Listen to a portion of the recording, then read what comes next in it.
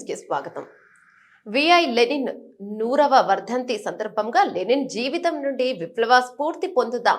VI Lenin 100వ వర్ధంతిని CPI ML red star ఆధ్వర్యంలో 21/1/2024 తేదీన మార్టూర్ గన్నవరం రోడ్డులో ఘనంగా లెనిన్ కు నివాళులు అర్పించారు. ఈ సందర్భంగా CPI ML red star Bapatla జిల్లా కార్యదర్శి మేకా ఇర్మియా లెనిన్ చిత్రపటానికి పూలమాలలు వేసి నివాళులు అర్పించారు.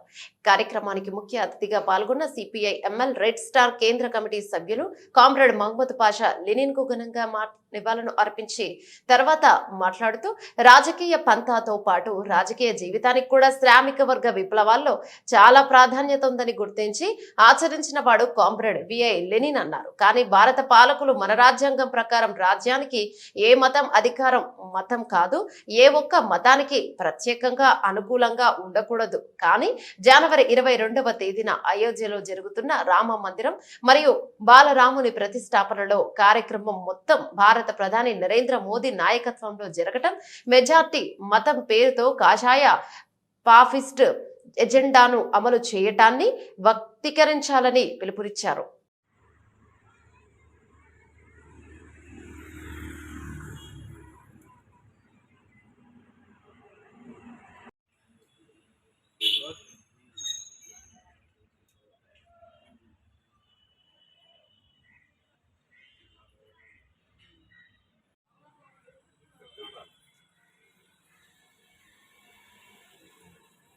जोहार कामरेड लेनिन, जोहार जोहार कामरेड लेनिन, जोहार जोहार कामरेड लेनिन, जोहार.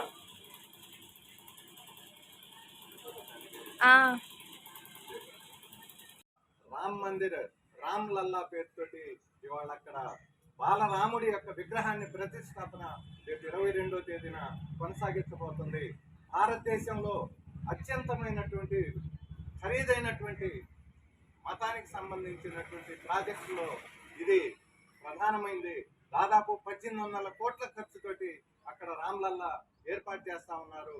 రేపు ప్రాణ ప్రతిష్టకి భారతదేశం మొత్తం కూడా దీన్ని ఒక మెజారిటీ మతాన్ని ఉన్మాదాన్ని రేకెత్తిస్తూ అక్కడ అయోధ్యలో రామ్లల్లా రామ మందిరాన్ని ఏర్పాటు చేస్తా ఉన్నారు.